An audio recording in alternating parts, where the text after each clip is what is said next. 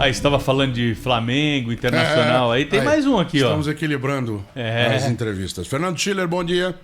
Tudo bom, Eduardo? Tudo bem, Pedro, Thaís? Prazer falar com vocês. Não vamos entrar no futebol, porque sempre é muito polêmico. Vamos direto para a política, que é mais fácil. Segunda-feira a gente fala de futebol, mano. Exato. Olha lá, tá vendo? Segunda, tá Recado aí, vendo? ó. Tá vendo? Eles estão se alfinetando. O Schiller mudou o cenário de ontem para hoje com essa decisão do Supremo falando em placar, né? Um 11-0 inapelável, sem direito a gol de honra em favor do deputado Daniel Silveira, no ânimo do Congresso, para o que ele tem que decidir, se mantém o deputado preso ou não? Mudou, tranquilo. Sem dúvida, Eduardo, porque você tem uma decisão unânime, significa que não é mais você despessoaliza, né? Então, quer dizer, não é mais o ministro Alexandre de Moraes.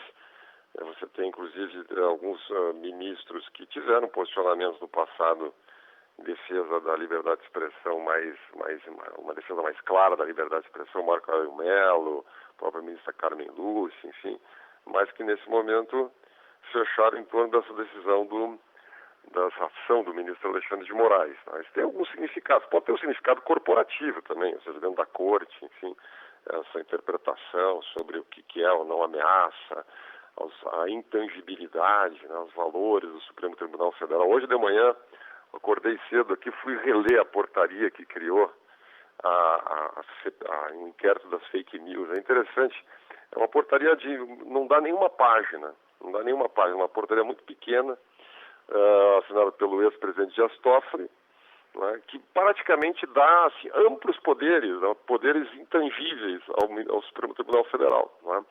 Ontem, quando eu lia o mandato de prisão do ministro Alexandre de Moraes, né, para o deputado Daniel Silveira, falava do AI-5, da lei, citava artigos da Lei de Segurança Nacional, se eu não me engano, 17, 22 e 23, incitação de animosidade entre os poderes, subversão da ordem social e política, terminologias, aliás, que fazia tempo que a gente não escutava no Brasil. Então, quer dizer, cabe tudo, né? Então, qualquer julgamento sobre o Estado de Direito, sobre a democracia, enfim, cabe nessa meia página, um pouco mais de meia página daquela portaria que instituiu a CPI das fake news. Mas o fato é que esse procedimento é chancelado hoje pela Suprema Corte. Alguém poderia perguntar, se a gente fizesse uma enquete aqui entre os nossos ouvintes, o que pode ou o que não pode ser dito por um deputado, o que passa ou não passa do bom senso. Muita gente, entre ontem e hoje, me comentava assim, mas passou do razoável, passou do bom senso que o deputado diz. Eu também acho. Né? Quando se criou lá a imunidade parlamentar, se criou uma regra para dizer o seguinte, o artigo 53 da Constituição, quaisquer palavras, né, o deputado, ele tem a imunidade exatamente porque o critério de bom senso das pessoas varia muito. Né? O que é para mim é boa educação, para outro pode não ser, e assim por diante. Então nós estamos num momento muito difícil. Né? O que o Supremo Tribunal Federal criou, na minha visão, eu vou criar uma imagem aqui, é uma justiça fast track, ou seja, ela praticamente transforma o Supremo em qualquer aspecto que diga respeito às instituições ou à própria imagem do Supremo, né? Mas vamos lá, as instituições como um todo, transforma o Supremo em juiz, em promotor, em delegado, né? E pode, no limite, fazer qualquer coisa, né? Tomar qualquer decisão. Então, essa situação que a gente está. A Câmara agora tem um problema. Né?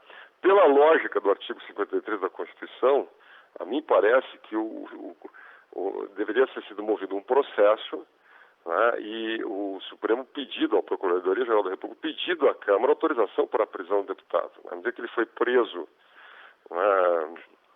em flagrante, quer dizer, um mandato de prisão em flagrante, que já é algo um pouco estranho, né? Mas vamos lá, um mandato de prisão em flagrante, a Câmara precisa se manifestar. Né? E a minha impressão é que a reação do deputado Arthur Lira, ela é diferente da reação do senador Rodrigo Pacheco. Aliás, eu assisti muito boa entrevista agora na abertura do programa. O senador Rodrigo Pacheco, até talvez pela sua formação jurídica, teve uma posição mais forte. Ele diz, olha, cabe um processo, no fundo ele está dizendo isso, né? Cabe um processo, aliás, a própria Câmara, a mesa da Câmara enviou a comissão de ética, né? cabe um processo movido pela Procuradoria-Geral da República, então um processo pode ser um processo penal, na área civil, enfim, processo dentro do Legislativo, comissão de ética. Agora, a prisão é uma exceção no ordenamento jurídico, né? E ele passou um recado para a Câmara: olha, o Supremo eventualmente errou na dose, né? Agora, a mim parece que politicamente hoje o presidente Arthur Lira ele se vê fragilizado para bancar essa posição, porque bancar politicamente essa posição dentro da Câmara fatalmente passaria uma imagem para o país, para o sistema político, de uma aliança com o governo que talvez ele não queira, a imagem que ele não queira passar, né? Então eu acho que eu acho que a impressão que se tem é que nestas horas do dia o presidente Arthur Lira busca uma solução diplomática, né? A gente vai ter a audiência de custódia agora de tarde, acho que não vai dar nada, acho muito difícil que haja um relaxamento de prisão, pode acontecer, o que resolveria de certa maneira o problema, né? Mas acho que a Câmara, num certo momento, vai ter que enfrentar essa votação. E eu desconfio, né, que uma votação como essa, olha, eu conversei com não tem previsão possível, né? Mas eu diria que já foi melhor a posição do deputado Daniel Silveira numa eventual votação como essa do que se tem em termos de percepção hoje pela manhã. Vai lá, Thaís.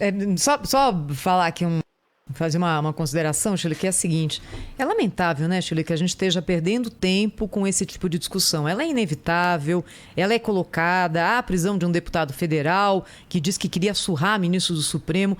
Agora, é lamentável que nesse caldo tão complicado que a gente tem hoje, do ponto de vista de economia, de Covid, de parlamento andando devagar, é o fim da picada. E aí a gente pensa, né, Schiller, sobre...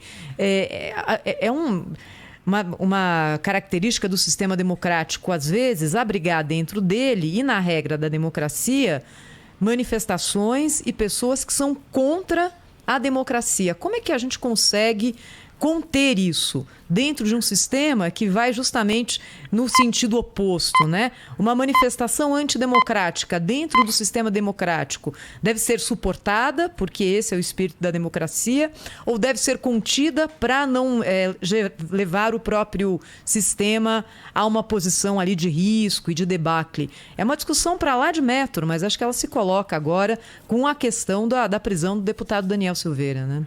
Olha, Thaís, essa é uma discussão muito interessante. Eu, particularmente, trabalho muito esses temas, até academicamente. Vamos lembrar, em 1947, o Estado brasileiro, o Congresso Nacional, se tomou uma decisão de banir um partido político do regime democrático brasileiro de então,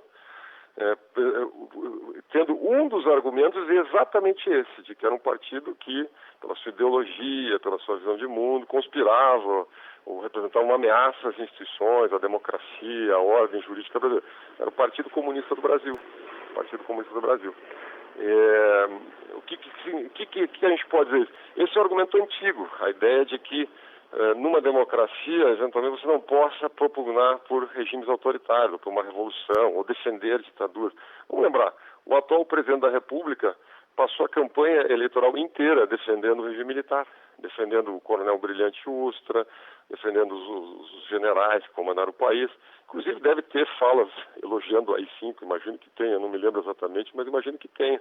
Então, quer dizer, é presidente da República, né? Outros partidos de esquerda, defendem ditaduras. Recentemente, o ex-presidente Lula divulgou fotos com o presidente Dias-Canel de Cuba, que é um regime completamente, enfim, ditatorial há 60 anos. Então, defender ditaduras, expressar opiniões, isso tudo está dentro, na minha visão, aí cada um pode ter a sua visão. Você imagina que nós tivéssemos um órgão supervisor da fala das pessoas.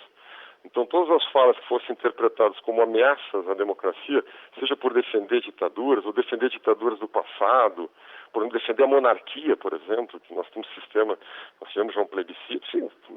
Então isso não faz absolutamente nenhum sentido, né? Agora, isso nos leva a uma questão, inclusive eu escrevi um artigo sobre esse tema hoje na Folha de São Paulo, que é basicamente assim: o Brasil é um país que não decidiu ainda o que quer sobre a liberdade de expressão. Esse é um tema em aberto. Os Estados Unidos decidiram isso há muito tempo atrás, quando criaram a primeira emenda à Constituição. Isso foi regulamentado ao longo do tempo pela própria Suprema Corte americana. Nos Estados Unidos é o seguinte: você pode dizer o que você quiser, desde que o que você diga não cause uma ameaça direta, objetiva, a imediaticidade da ameaça. Tá? Então, você não pode, por exemplo, você não pode ir na frente do Supremo Tribunal Federal e dizer, vamos invadir o Supremo. Esse ato de fala é prisão preventiva. Agora, se você defender uma tese de que tem que fechar uma instituição, ou chamar um presidente fascista, ou até escrever no jornal dizendo que o presidente deveria morrer. Aliás, vários jornalistas escreveram isso, alguns jornalistas escreveram isso nos últimos meses no Brasil, não é? E está coberto pela liberdade de expressão.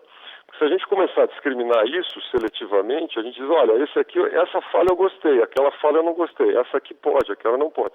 Aí não funciona. De qualquer maneira, meu resumo é o seguinte: tomara que esse imbróglio todo, pelo menos, nos ajude a esclarecer um pouco mais o que o país quer em relação à liberdade de expressão.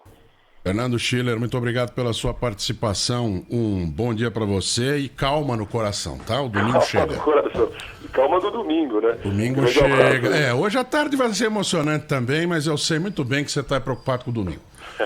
Grande abraço. Obrigado. Só para fechar aqui, o lado peludo do meu coração adora quando alguém que defende atos ditatoriais, AI-5, etc e tal, responde pela Lei de Segurança Nacional. É o lado peludo do meu coração. Provar do próprio veneno, é isso? Mas não é nem do próprio veneno, é das convicções que argumenta ter.